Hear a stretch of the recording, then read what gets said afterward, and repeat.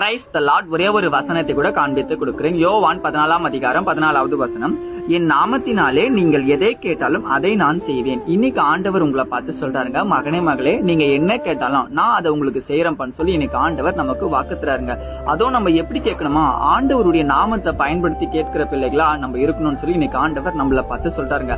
அது என்னங்க ஏசப்பாவுடைய நாமம்? நல்லா யோசிச்சு பாருங்க. பைபிள்ல சீஷர்கள் கூட பேய்களை துரத்துனாங்க, நிறைய அற்புதங்கள் செஞ்சாங்க. எப்படி அற்புதங்கள் செஞ்சாங்க? ஏசப்பாவுடைய நாமத்தை பயன்படுத்தி தான். ஏசப்பாவுடைய நாமத்தை பயன்படுத்தினா நம்ம வாழ்க்கையில கூட நம்ம ஒரு மாற்றத்தை பார்க்க முடியும். உங்களுக்கு திருமணத்துல தடை இருக்கா? உங்க தொழில முன்னேற முடியலையா? உங்க வாழ்க்கையில நிறைய பிரச்சனைகள் இருக்கா? கடன் பிரச்சனை இருக்குங்களா? நீங்க ஒரு எதிர்பார்ப்பு காத்திருப்போடு இருக்கீங்களா? நீங்க டிஎன்பிஎஸ்சி எக்ஸாம்ஸ்ல பாஸ் ஆகணும்னு முயற்சி எடுத்துட்டு இருக்கீங்களா? உங்க படிப்பு, உங்க வேலை, உங்க தொழில், உங்களுடைய வாழ்க்கை குறித்த எல்லா காரியமும் உங்களுக்கு எல்லாமே நடக்கணும்னு நீங்க ஆசைப்பட்டீங்கன்னா நீங்க ஏசப்பாவுடைய நாமத்தை பயன்படுத்துற பிள்ளைகளா இருக்கணும். அவர் நாமத்தை பயன்படுத்தினா மட்டும் போதுமா? அவருடைய நாமத்தை பயன்படுத்தி ஜெபிக்கிற பிள்ளைகளா நம்ம இருக்கணும்னு சொல்லி இன்னைக்கு ஆண்டவர் நம்மளை பார்த்து சொல்றாருங்க. பைபிள் அழகா வசனம் சொல்லுதுங்க, நீங்க விசுவாசம் உள்ளவர்களாய் ஜபத்துல எவைகளை கேட்கலோ அவைகளை பெறுவீர்கள். நீங்க ஏசப்பாவுடைய நாமத்தை விசுவாசமா கேட்டு பாருங்க. ஜபத்துல நீங்க கேட்கிற எல்லா காரியமும் உங்க வாழ்க்கையில நடக்குங்க. விசுவாசிக்கிறீங்கன்னா ஆமீன் போட்டுக்கோங்க. இதே போல ஆவிக்கிற வசனங்கள் தகவலுக்கு ஃபாலோ பண்ணிக்கோங்க. God bless you. ஆமீன்.